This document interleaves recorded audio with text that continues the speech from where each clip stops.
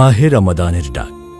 রমাদান আত্মশুদ্ধির মাস। নিজে তাকওয়া অর্জন করার পাশাপাশি তাকওয়ার পরিবেশ তৈরিতে ভূমিকা পালন করুন।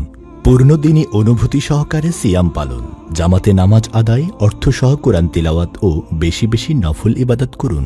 নিকটাত্মীয়, প্রতিবেশী ও সকল মানুষের হক আদায়ে সচেষ্ট হন। আল্লাহর ফরজ বিধান জাকাত যথাযথভাবে আদায় করুন। সামর্থ্য অনুযায়ী বেশি বেশি সাদাকা করুন। রমাদানকে কোরআন প্রশিক্ষণের মাস হিসাবে গ্রহণ করুন। নিজে কোরআন শিখুন এবং অপরকে শিখতে সাহায্য করুন। ইসলাম বিরোধী সকল কর্মকাণ্ড, সুদ, ঘুষ, জুয়া, মাদক, জেনা ও ব্যভিচার ইত্যাদি থেকে নিজে বিরত থাকুন এবং অন্যদের বিরত রাখুন। দিনের বেলা হোটেল রেস্তোরাঁ বন্ধ রাখুন। শুধু ভিন্ন ধর্মাবলম্বী, মুসাফির, অপ্রাপ্ত বয়স্ক ও রোগীদের জন্য নিয়ন্ত্রিতভাবে খোলা রাখা যেতে পারে।